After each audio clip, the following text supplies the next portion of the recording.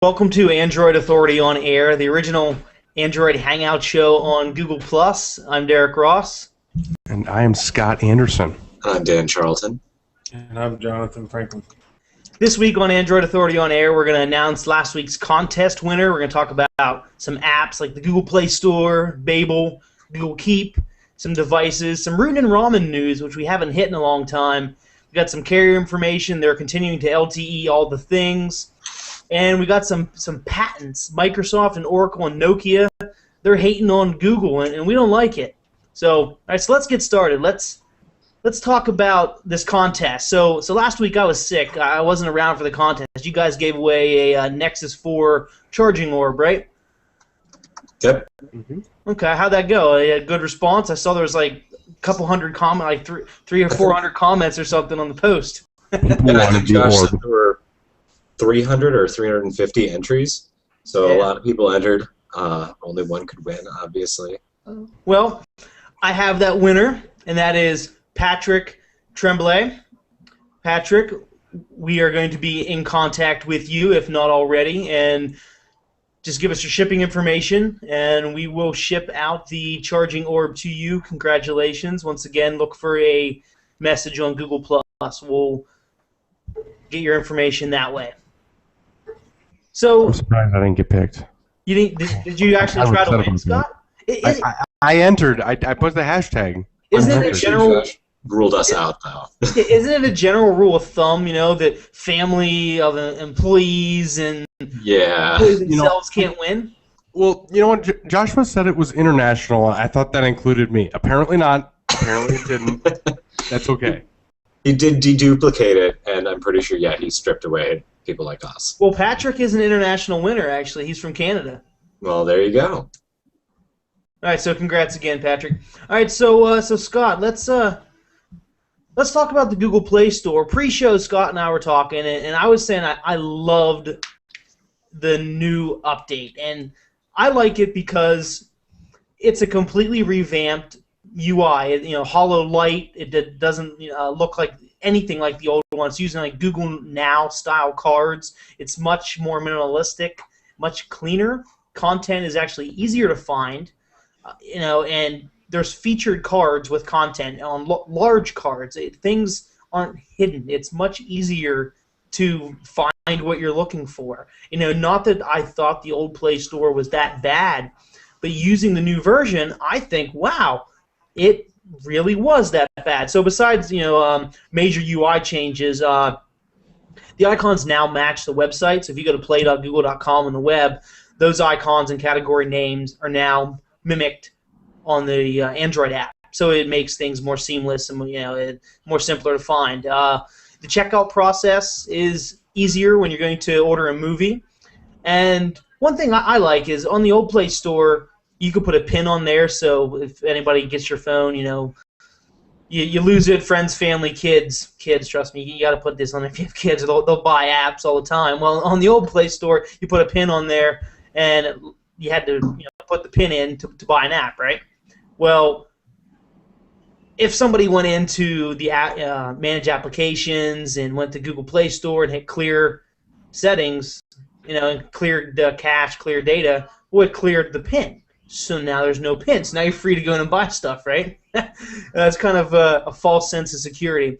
Well, now that's been changed, thankfully, and it's password restriction based upon your Google account. So you can set it up to enter your Google account password every time you go to buy something. And it's synced to the cloud, so if somebody goes in and clears app data, it's not going to screw you over. It's nice. I like it. It works out well. So, Scott, I love it. Obviously, I'm talking good stuff here. So you're not a fan. What's up, buddy? Okay, it is a brand new UI, and it is really, really nice to my eyes. It is more Google Now-y. It does not flow like Google Plus does, like the Google Plus cards on the mobile. That'd be kind of cool. Might be a little bit too much, though. But basically, I don't think it shows as much as the old Play Store did. I think that the the bezel basically between the cards is too much for a phone. Now, on a tablet, if you ever use the new UI on a tablet, like the Nexus 7, it is beautiful and it works.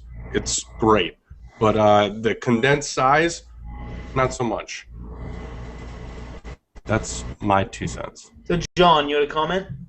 Yeah, I agree. It could be smoother. It looks a lot nicer. I do feel like the old Play Store was trying a little bit too hard to be kind of like Windows Phone 7 and the whole tile feature thing.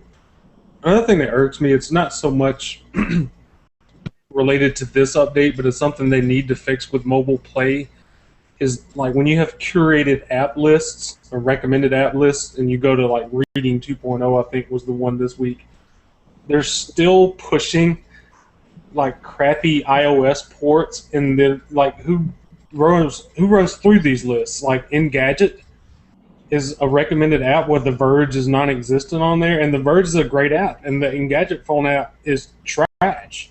So they kind of need to not necessarily punish developers that don't accommodate good UI design principles, but they definitely don't need to reward them for a mediocre effort, in my opinion.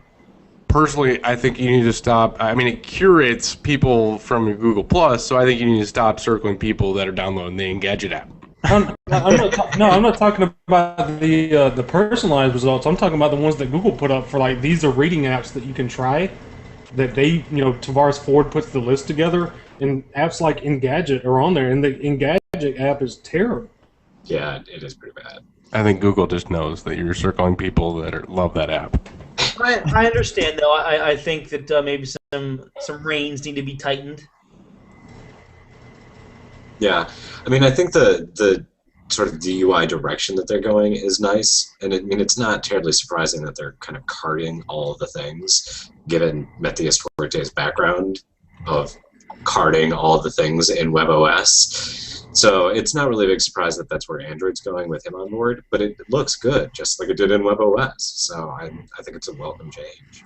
Yeah, I really like the fact that they kind of all UI colors, it's really distinct that you are looking at books or you are looking at movies or you are looking at apps. I mean, you just kind of know because the whole bar and everything is just a different color, which that's nice.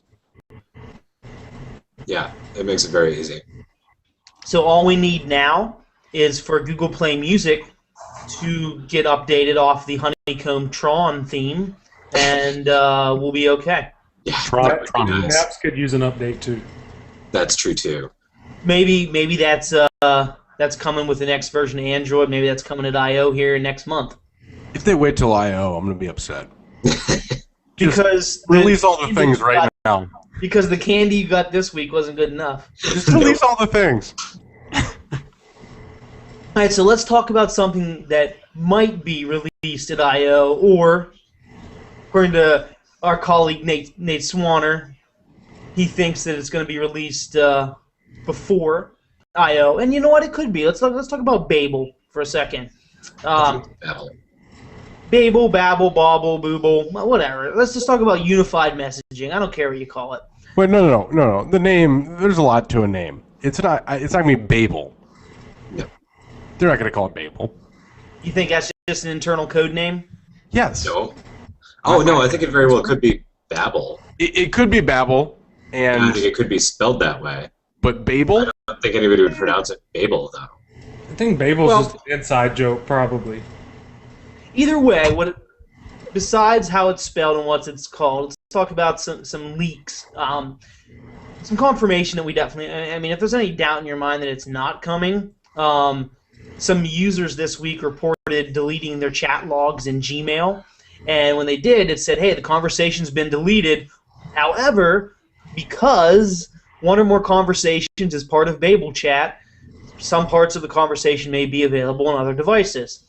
Meaning that you may have deleted the conversation from Gmail, but since Babel is rumored to sync everything, that means that somebody can pull up the conversation on their device, even though you deleted it from Gmail. And that's basically what it was saying. So that showed up for a few users, meaning that it's coming, and they reference, Babel. So it's definitely real. And Google Groups has also been hemorrhaging bug reports about Babel, where someone was talking about another app in Chrome, and they said, "Well, I'm not running the Babel chat app," or "This has nothing to do with Babel," things like that. And just seeing developers talking about it in Google Groups, in the developer chat meetings, that it's definitely coming. So some more reassurance, some more leaks. Now let's get into some actual feature leaks. Babel is rumored leaked that it will sync across all devices. Like I said, it's going to be on iOS, it's going to be on Chrome, it's going to be on Android. Your notifications are going to be synced, which means no more redundant notifications, which kind of happens now with Google Talk and Messenger. Once you read a notification from, say, your tablet, it'll be gone from your desktop browser, Chrome, or it'll be gone from your phone. You won't need to go to all of your devices and swipe away all your notifications. Yeah, so they're going to be synced, which is great. Supposedly, there's going to be a desktop app, which means it's going to be browser independent. I don't know how that works with the rumor of it working with Chrome as well, but obviously it's going to have to if it's going to work with Chrome OS. So we'll see where that goes. Yeah, I mean, sorry. Yeah, it could just be a Chrome app packaged as a standalone application, right? Like, you can get a computer to run HTML5 and other web stuff locally. Just bundle it up into an application and serve it. Well, I mean, that's what they're doing, with the notification thing. Yeah. In the dev channel. I mean, they're doing it right now, and they could just unveil it in front of us. I mean, they're just kind of getting ready, I guess. But the fact that it says that it's browser independent in the leak, meaning that means it's a native Windows app, is what I'm thinking. It sounds like. Well, and also, I mean, I believe it still works if I exit out of my Chrome browser. I don't know if that's true, though. The Chrome process, we'll get technical here for a second. So if I close down Chrome, there's a Chrome process running in my background for a background task running actually for the Google Talk chat. So Chrome doesn't actually fully close; it keeps the process open for a background app. So why wouldn't it just do that? Because it would act like a standalone, basically. Because the leak says browser independent, meaning that you don't have a browser installed. The point is, though, the service that Chrome is running in the background could be duplicated as a standalone item. It could be. That's the only piece you'd need to break out to make what would otherwise run as part of Chrome or in Chrome as a browser run independently is just one little sliver to break out as a standalone.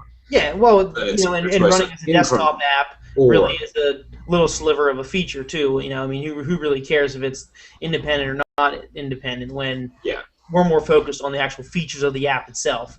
So right now, it's only going to support Talk, Hangouts, and Messenger will be unified, but there is a ray of hope for those of you that were hoping for Google Voice integration. The leak said that Voice will eventually be merged as well, but there's no timeline. So that could be, a year from now. Who knows? John, you had a comment? Just the root of them putting this together really is their Meebo acquisition too. So if they put out a desktop independent app, there's nothing saying they couldn't put a kind of an all-in-one chat app that does Jabber and XMPP and a lot of other protocols to try to give somebody a true all-in-one solution, even if they're using Yahoo IM or whatever. Just give them a quality.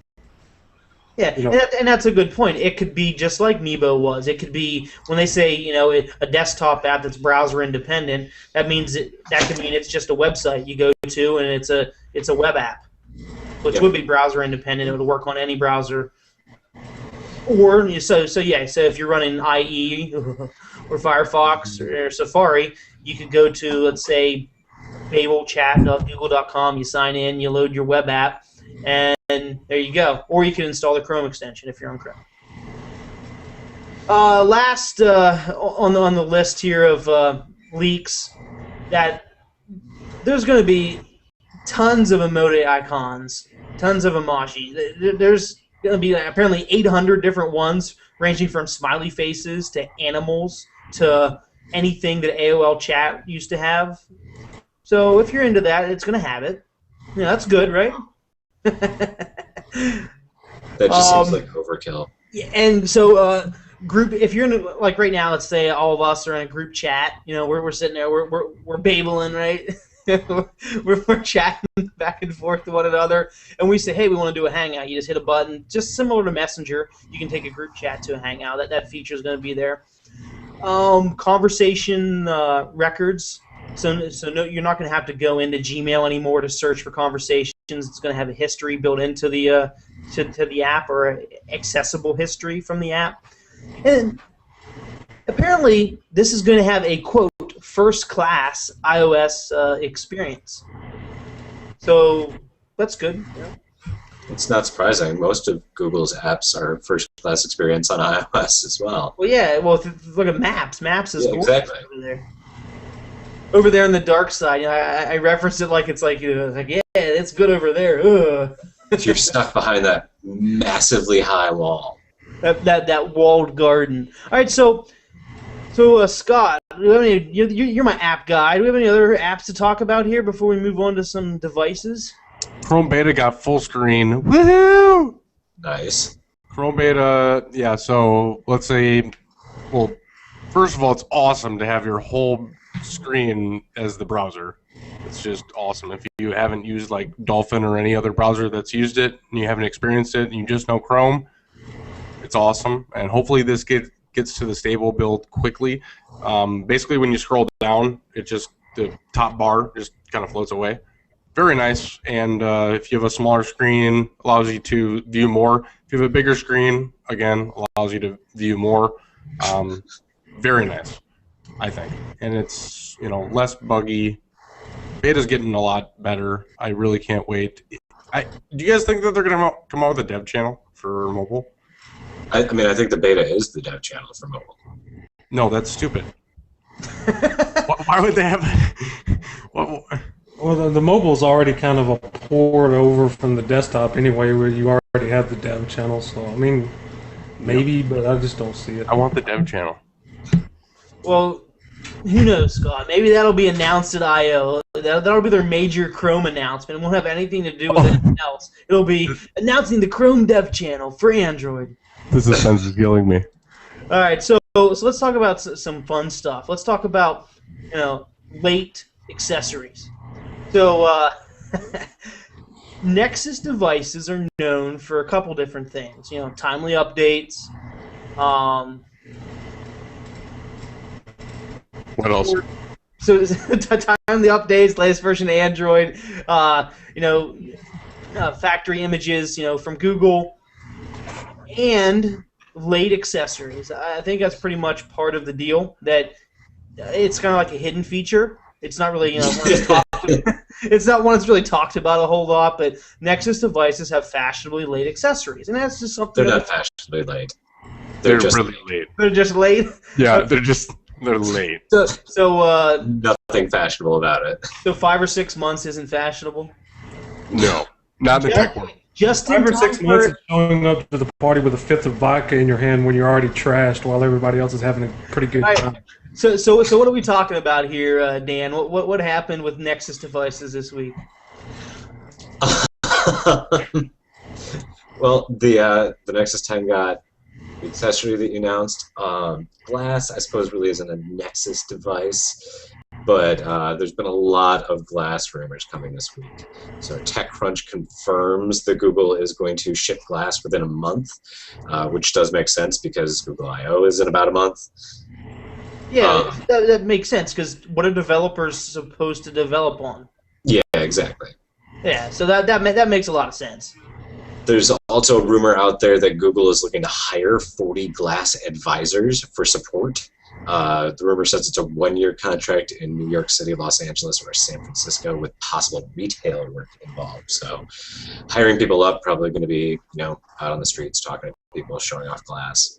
Yeah, so I mean, that makes sense. Now, you know, we don't like to confirm or not or unconfirm, you know, rumors, but it's a viable rumor. Let's say glass ends up being $300 to $500 at retail cost. That's still a lot of money for somebody to spend on a device, a type of device they've never bought before. So you have to sell it to them. So Absolutely. and the rumor is that there's going to be glass events around the country, and these retailers, or I'm sorry, this support staff will provide support to, you know, journalists, to people in the media, to celebrities, to people at these events. They're going to be actively talking about glass. They don't want them to get it and be like, I don't know how to use this thing. You know, they want these people promoting glass to know what they're doing. So it makes perfect sense. You don't want somebody to promote your product that doesn't even know anything about it. Yep. I'm also imagining like canvassers on the streets showing it off to people. You know, like on Times Square or something like that. Yeah, exactly. Like you see street vendors and stuff doing stuff like that. That sort of stuff. So that like the ordinary person walking by can actually like sit down and see it and get an idea of what is this thing before they go and spend that much money on something, especially because Google's probably going to sell it online. And people are going to be like, I don't have a clue what this thing is. I've never even touched one. Well, that was the interesting part of that rumor, that it said, you know, rumors are rumors, who knows, they may or may not ever come to fruition, but they said that there's a possibility that Google would open up 3 stores around the country, as you said, in Los Angeles, San Francisco, and New York. So they would have a retail location where people could come in and try that. And that kind of goes back to that whole rumor months ago about a brick and mortar store that Andy Rubin said, nope, not happening. So who knows? Yeah, I mean, glass really is the kind of product that needs a retail front end because it's something that consumers need tactile experience with. They need to touch it. They need to see it, literally, in order to get a feel for whether or not they're going to want it. And the only way you can do that is with a place for them to come in and do that. So, yeah. The other big glass rumor is that Google is going to be launching a collective for investing. So investing into developers producing applications for and on Google Glass. Yeah, Jan, did you? John, did you have something to say about that? Well, as far as the putting people on the streets, another one you have to do is kind of condition people to a new technology like that anyway. Exactly. The average person that looks at glass is like thinking it's a little bit Tony Stark. So if you get people out there in the streets working with people, showing them, after all the media is like, you know, the bad side of glass, people could be recording your every move and everything. You have to get people accustomed to the fact that this is the shift in technology moving forward.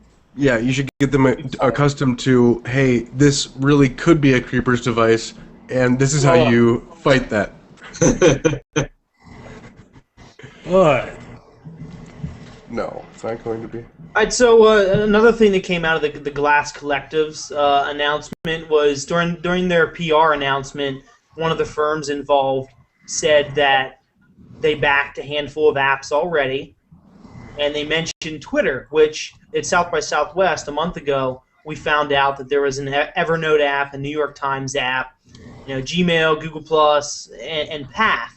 But Twitter wasn't mentioned, so I don't know if they've come on board since then or not. But either way, there's going to be a Twitter app. So those of you that like to tweet, you know, there you go. You know, and I think that, you know, as you're walking down the street or whatever, and you want to send a real quick message to Twitter, you know, I think Glass is a perfect avenue for that.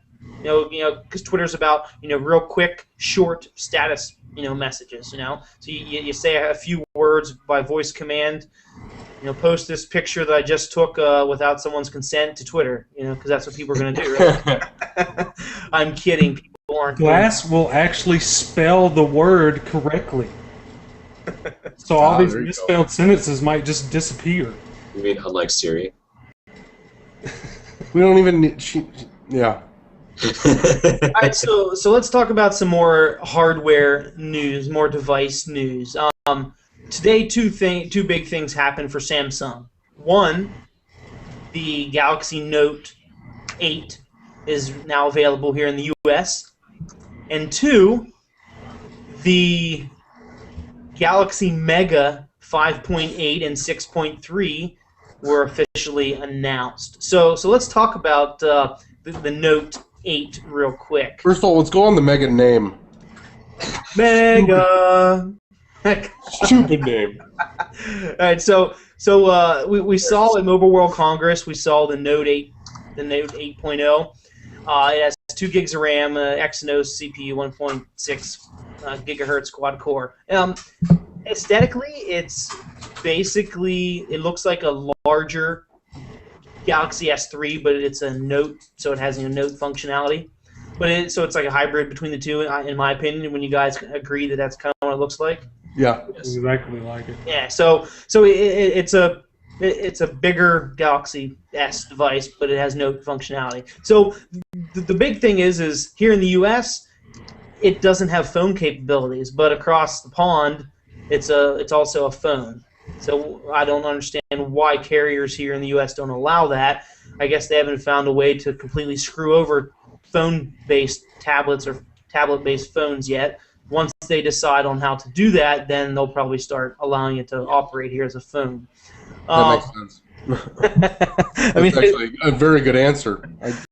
So how much does it cost? Starting today, you can get it for $400. Comes with a $25 Google Play gift card, $50 50 gig of Dropbox space for 2 years. So if you want, if a Note 2 is a little small and a Note 10 is a little big, you can now get a Note 8 here in the U.S. That's not bad of a price. So now, from an 8-inch device, you can't make phone calls here in the U.S. However, a 6.3-inch device, Mega, which is pretty darn close in size, you can. It's almost a Nexus 7. Well, yeah. Well, basically, it is. Mega. I really want somebody that's good with video editing and Photoshop to take like Sega's logo and have it like transformed to like the Galaxy like logo or something, and have it fly across the screen instead of saying Sega, like Mega. Right, you'll win. Perfect animation. Yeah, you'll win something. Scott will give you something. We'll give out jelly beans. You're gonna get. You better hold your word to that. People are gonna start sending you their address. Jelly beans. So let's talk about this Mega device. The Megas, even though they're half an inch apart, they are in size difference. They have exactly the same internals. Actually, that's incorrect. They don't have exactly the same internals. Very, very similar internals. Processor's a little bit faster on the bigger guy. The screen is a little bit better on the bigger guy. It's a 720p on the 6.3-inch. The 5.8 is an interesting resolution. It's 960 by 640. Like that's gonna look really good. That's QHD. On a 5. Yeah, it's QHD. So on a 5. Really good. 5.8. Like that thing's gonna look pathetic. Like I don't understand. It's gonna look really good. It's gonna look crisp. It's gonna look clear. It's gonna look, 720 on 6.3 ain't gonna be much better. well, yeah. It's gonna look like Retina. Especially if it's pentile. Yes. So are these gonna be like why do these things have budget displays when the display is the biggest thing on them? Well, I think they're budget phones, as the dual-core middling processors and 1.5 gigabytes of RAM would suggest. First of all, why would you make a budget huge phone? Why not? Because just wrap your head around. Why would you make a big budget phone? Because there's people looking for phones on a budget who want big Note-sized phones too. So Samsung's appealing to that market. I don't believe there's a niche in the world that Samsung doesn't think they can market a device to. It's very true. If you come up with a new niche of people, they will build a brand new device just for that. Don't worry, people. Samsung will eventually have a device for you. Just you. You know what, Dan? I think that's actually the nail on the head that you just hit. Samsung has so much money because they're the #1 Android manufacturer that they can literally just throw a handful of phones at a wall, and whichever one doesn't break, they'll sell. Yeah, and they'll sell enough of them to cover their costs for all of the other crap they made. Yeah. I really think that's what they're doing. It's a big crapshoot for them, and they make so much money that they can afford to blow money putting out devices that don't make sense. And if they end up selling a few of them, who cares? The Galaxy Note 2 and the Galaxy S4 will carry them through. I wonder what. I wonder. I would love to see the list of phones that gets rejected. What about the Galaxy Win that was announced this week? What the hell is that? No. I mean, just think about it. The sheer amount of devices they put out. What is the list of devices that get rejected? Are they made of metal? Are they high quality? Are they nice? Samsung doesn't have a rejection department, Scott. They don't believe. They don't. That is true. I'm sorry, Samsung. You guys make great devices, and we're glad to have you Yes. in the Android community. But what you're doing is just boggling our minds, you know? Yes. But we like it, though, because I'm one of those people that need a niche device, and eventually I hope it will come, because Samsung, you will make it for me. Well, you own a Samsung device. You had the Galaxy Nexus. Yeah, love that phone to death. It was great. Yeah. Except for the Just battery. hated Verizon. So if you're not down with the Samsung, if you're not down with Sammy, you can get some cheap phones from Xiaomi, right, Dan? Yeah. Who's They that? announced 2 new devices. So Xiaomi is the company that owns the MIUI custom ROM. And they have been putting out devices for a couple of years now in China that only sell in China, that you can get them imported to the US relatively inexpensively. But they've been hugely successful in China. They keep selling out every time they do a run. So they announced 2 new devices. One is the Mi 2S, and that one's got a 4.3-inch IPS 720 screen, so that should be a pretty nice display, with a 1.7 gigahertz Qualcomm Snapdragon 600 processor. So that's definitely going to be a... This is a Chinese company, right? Yes. Okay, these names, they make sense. American names for Qualcomm is an phones? American company. It is way better than American names for phones. Yeah, because Vizio is an American company, and its name makes perfect sense. No. I'm talking about the phone names, like the Mega. Oh, the Mi 2S? Yeah, that makes sense compared to the Mega. Mega. That's a reasonable point, as opposed to the Samsung Epic Touch 4G long-term evolution. Well, that's a tongue twister. Yes. 2 gigabytes of RAM, 16 or 32 gigabytes of internal storage, 8 or 2 megapixels, Mega. and a 2,000 milliamp hour battery. So that should be a pretty powerful phone. Xiaomi's been bragging about it beating the S4 in synthetic benchmarks, Really? though that's based on their say-so, so take it with a grain of salt. So are these going to be available in the U.S.? You can get them imported to the U.S. Typically, won't. they are HSPA Plus only, and the cost in U.S. dollars is $319 or $367. So that's for the 16 or 32. So cheap devices. And that's before shipping them into the U.S. They also announced a cheaper, lower-end phone, sort of. This one has a larger 4.5-inch display of an unknown density, a 1.7 gigahertz dual-core S4 Pro processor, which I'm pretty sure they really mean Snapdragon 400. 1 gigabyte of RAM, 16 gigabytes of storage only, then the same cameras and battery. And then this one's only 9.5 millimeters thick, so it's a Only very 9.5 millimeters. Mega. and it's also a lot cheaper at only $239. That's not bad. $239? That's awesome. I wish our budget phones were of that quality. Yes, and that kind of price. Yeah, That's I mean, the other not bad. catch is With the- they usually make like 300,000 unit batches, Yeah. and that's it. I wouldn't like the 1 gig of RAM though. That's my only gripe about that. Yeah, the 2A is definitely the lower end phone.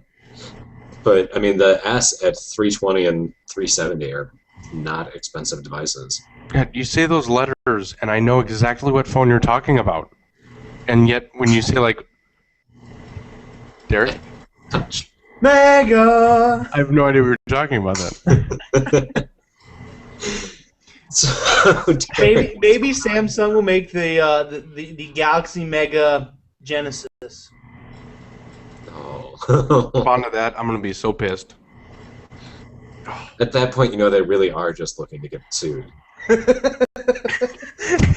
maybe If Asus gets sued over the Transformer Prime, you know the Mega Genesis is getting killed. Okay, we should stop. We should get serious for a second. Let's get serious and talk So about what's going on some in custom ROM world, Derek? Yeah. So over at Rootin' and Ramen, Is that a place? Yes. yes, it's actually a place in Canada. Far away. So CyanogenMod continues to CM all the things. Today, actually, CyanogenMod released Milestone 3, Monthly version 3, Stable version 3, whatever you want to call it, M3. That just means it's better, more stable than a nightly build, and they usually stop. They do like a code freeze and stop a feature freeze and try to fix bugs and everything and get stable it up, tighten it up, and release an M build. So that came out today for handful of devices, and the list keeps growing. So check it out if you're a CM fan. It's fairly stable. Scott, are you rocking CM? Or are you still down with the pink unicorn? Down with the pink. Down with the pink? Mm-hmm. Okay. I'm like I have tried some others. I was on CM for about a week. I did like it. Just not something that I was used to. I probably need to give more time. All right. Well, let's talk about another up-and-coming ROM. This one actually hits home for Dan and I. Aww.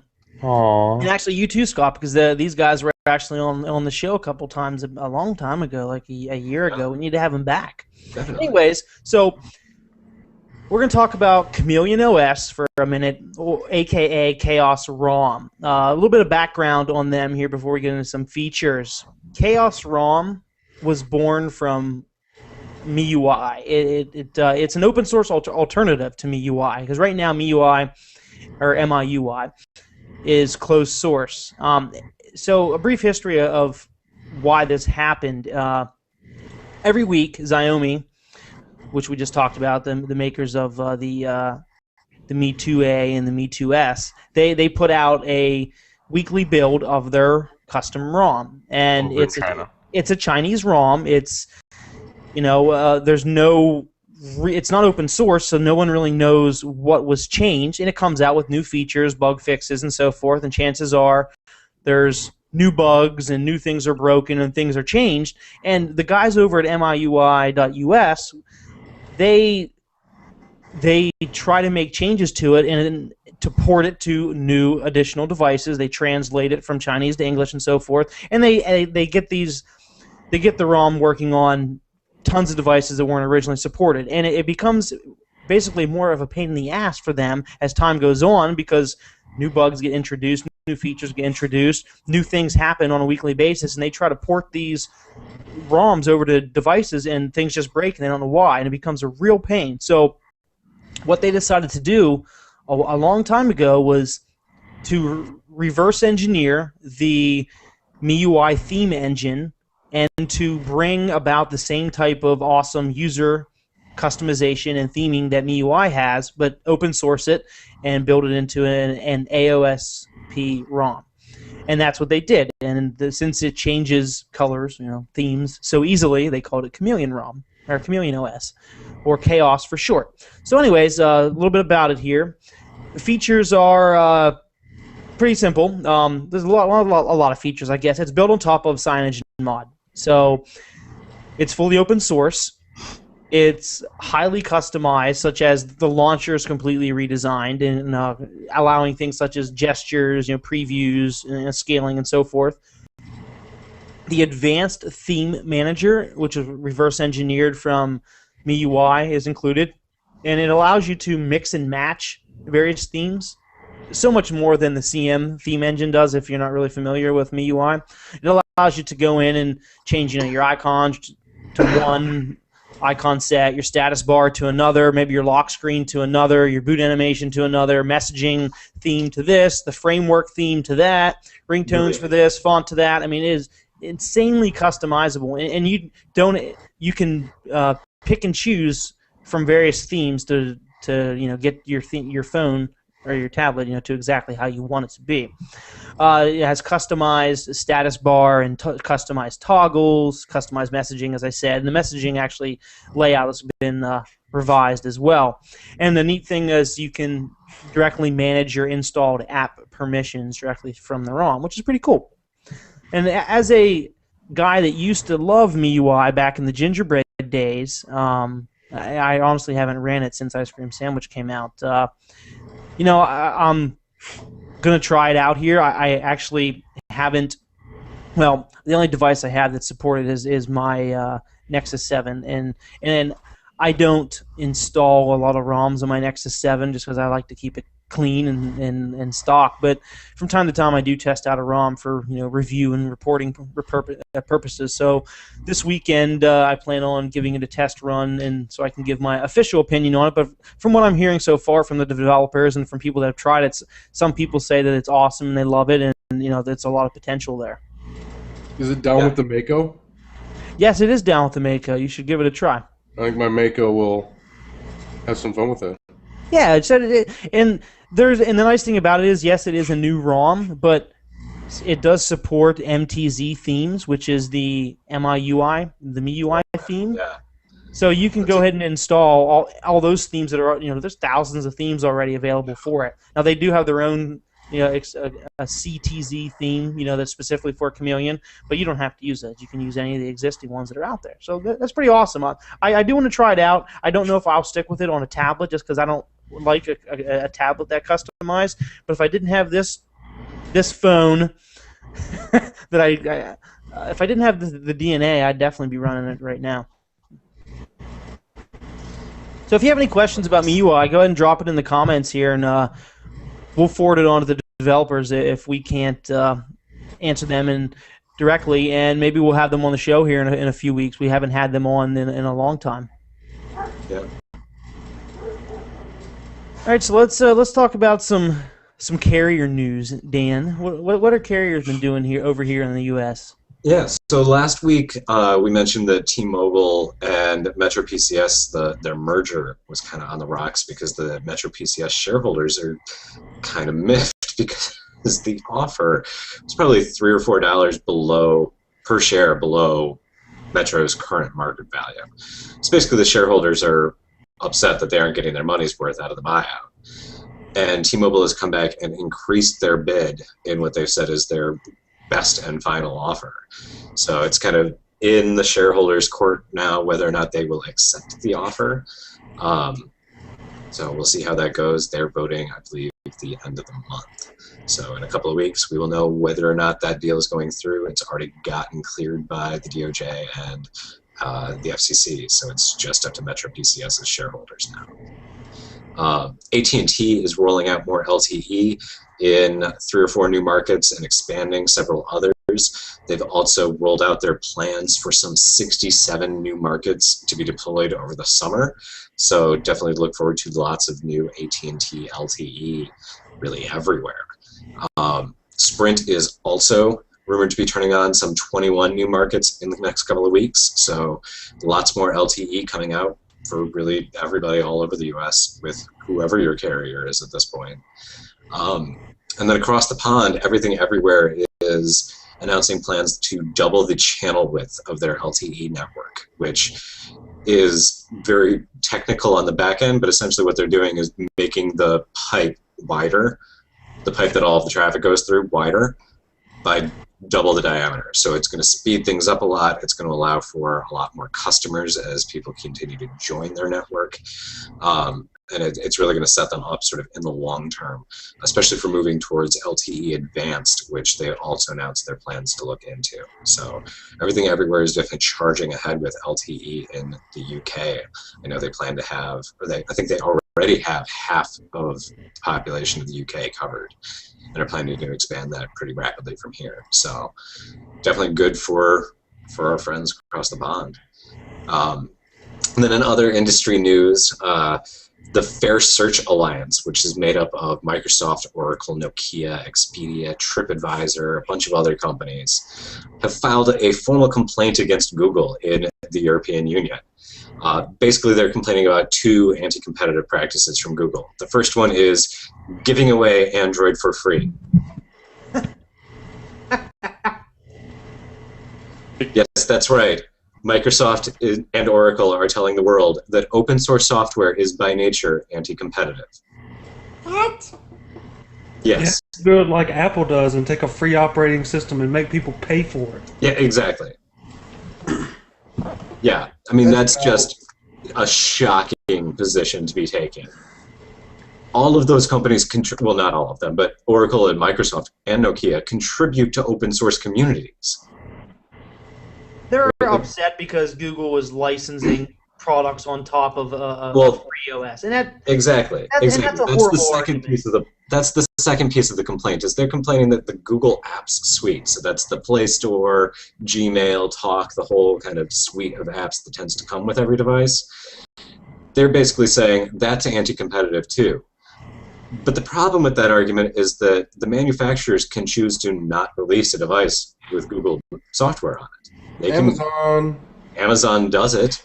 Lots of companies do it in China and other places abroad. It's not particularly common in the US, but there were a couple of years ago a few devices on Verizon that had Bing set as the default search. So OEMs definitely have the choice that they never had with Internet Explorer.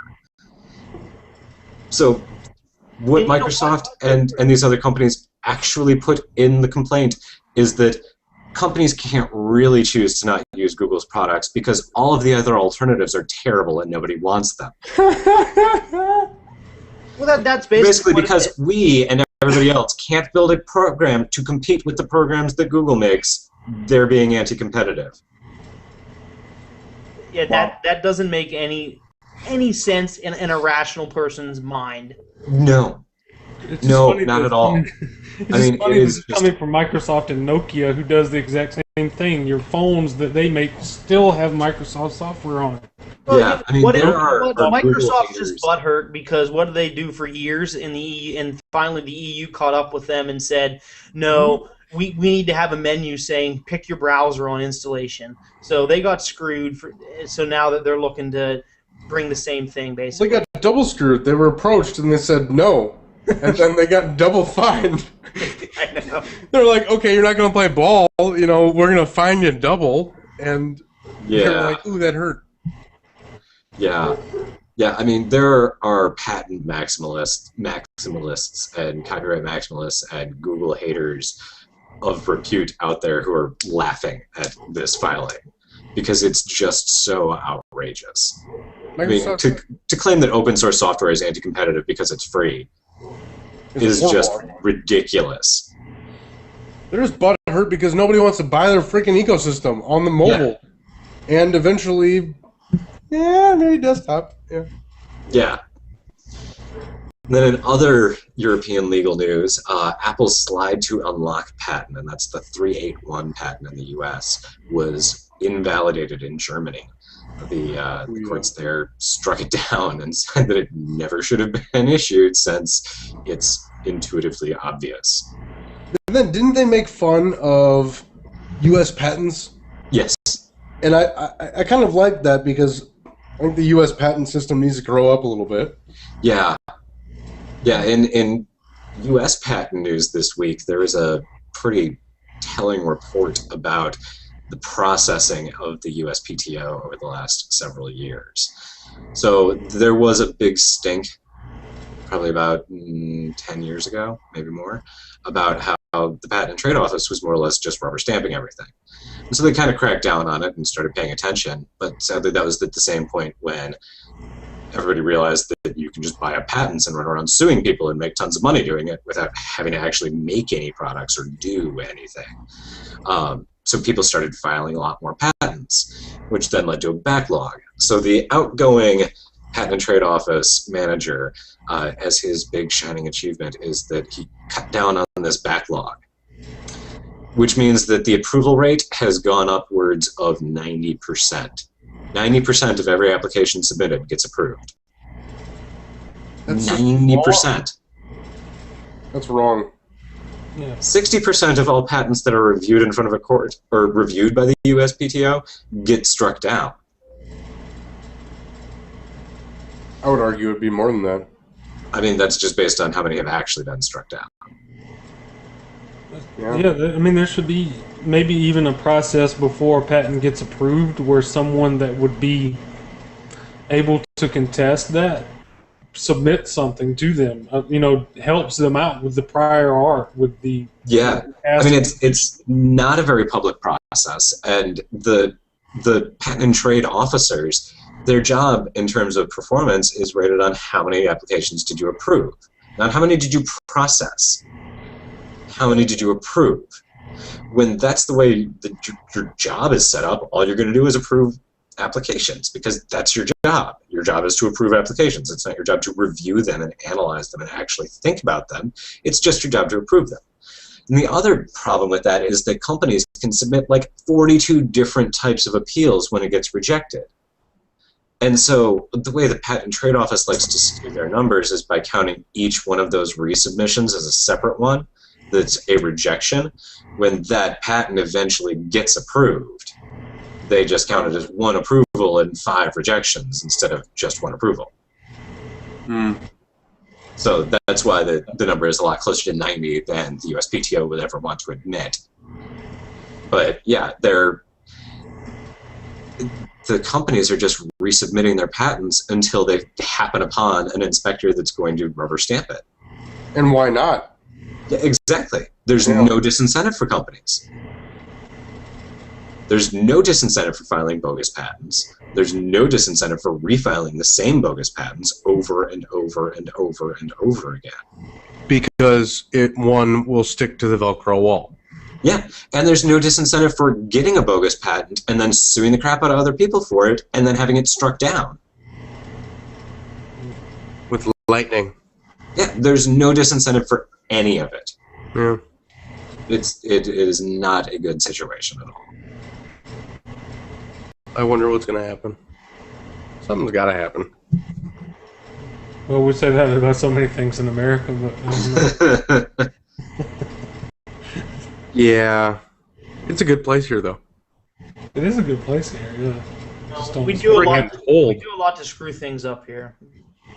Everything we can. Like we really try we really try our hardest to screw a lot of things up. Like, Are you talking about you personally or about the U.S.? well, I was actually talking about the U.S., Scott. It wasn't very nice. Oh, okay. When he All screws right, up, so we had a question or two earlier in the show here about the Nexus headphone. Well, Scott Anderson just happens to have a Nexus headphone. So if you want to see what that looks like here, it has a nice little Nexus symbol on it.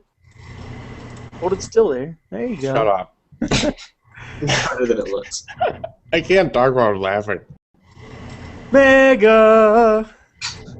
All right, so Scott, inquiring minds want to know, did you buy the Nexus USB cable? No.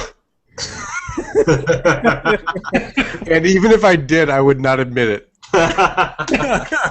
You know, if you did buy the Nexus USB cable, I want to see an unboxing video. Like that. I think that would be a very exciting... I would love. You know, I haven't looked on YouTube. Has anyone done a Nexus USB cable unboxing yet? it'd be amazing if they packaged it just, extremely well. Like this little velvet lining in the bottom of it or something. The packaging was okay. Okay, so to be honest, Scott, we don't care about the packaging. How does it sound? Okay, first of all, the packaging was okay. Sound is okay. All right, so those Galaxy Nexus headphones that we got with our Verizon Galaxy Nexus? It blows those out of the water. Okay. They're definitely a lot higher quality than those. Good. Yeah, that's what I was aiming for. I needed one with a microphone. So how much did they cost with shipping? 20-some. $20. You know what? And if you went down to like Best Buy and picked them up, that's what you're going to pay at Best Buy for a average quality pair. $20-$30. Yeah. And you can get some extreme generic for $10, or you can spend $100 and get something that I would never spend that amount of money on headphones, but that's me. I had some Are plate they grip too, supposed to so I had to be get rid of it. standard Apple earbuds? How much are those? I have no idea. I've never bought them. I don't buy iOS products. I don't think they're 100. I think they're like probably 50 or 60 if I remember. No. Are you serious? Yeah, I think the ones with the mic are like 40. I don't know though. Somebody go to the Forbidden website and All right. Well, I think that was pretty much it for questions. I think we're done, and we're done on time. You know. On time. So how did the show go last week, guys? You know, I was out sick, and I did watch it. I didn't give it my undivided attention when I watched it. You know, so I must have I might have missed a thing or two. Hey, I watched it the next day when I was still sick, so that's why I didn't give it my full undivided attention. But it looked like it went really well. You guys gave away some product. You know, it looks like you guys had a lot of fun too. It was a decent show. Good. Yeah, it's a good show. I think the viewers liked it because they had the chance to win. You know, I thought I had the chance to win. That's why I was on the show. I wanted to. Well, you know what? You know what, Scott? Next week we'll give away something. Next week, I have 10 things to give away. I've had for like a month to give away, and I need. Oh yeah, you have. I need to give them away. So let's give them away next week. Can we get a little hint as to what they are for the viewers? All right. So No, a hint. Don't show them it. So I know the Galaxy Mega just got announced. Oh my god. And the Galaxy S4 is going to be available soon, but for those of you that are going to be rocking the Galaxy S3 for the next year, or plan on buying a Galaxy S3 now that they're extremely cheap for like $100 or something, or know somebody that has an S3 that you feel bad for them. Yeah, I have some Galaxy S3 cases to give away from. They're made from it. They're made by a famous designer. I'm not going to show them. That's the spoiler right there. I'll just talk about it. I mean, I've been wanting to give them away for a long time. They're very neat, in terms of design. Would I use one? They're not my cup of tea, but that doesn't mean they're not cool design. I just don't like cases. All right, so Scott, if people want to tune in next week to win a Galaxy S3 case, well, we're going to figure out how we're going to do it. Might be comments. I like that, how we did the comments. If you guys like how we did the comments, comment and let us know. If you guys want to watch the show next week and possibly tune in to win, go to our Google Plus page. We're always there Thursday nights, next Thursday at 8:30 Central. AndroidAuthority.com. Scroll on the bottom right? Soon. Okay, so that feature is. So if you guys haven't noticed yet, about a week and a half ago, we rolled out a new version of our website. It's still in beta, so we haven't done an official, hey, this is our new website post. The Android Authority on Air widget is missing from it right now. Those of you that can fix that are watching this right now, let us know. We want to get that up there as soon as possible, but the new website is awesome. I love it. It's extremely clean and professional.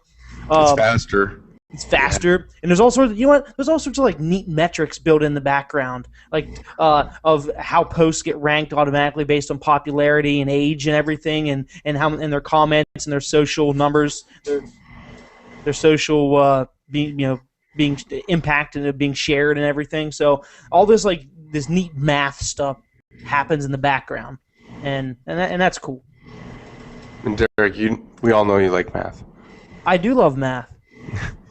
I hate math. You can also find us on SoundCloud and Podbean, iTunes, Stitcher Radio, and we have an RSS feed for the shows, and Google Currents, which podcast integration, that's how I've been doing my podcast lately, and I love it. Awesome. All right, guys. Thank you, and have a good night, and we will see you next week. Peace.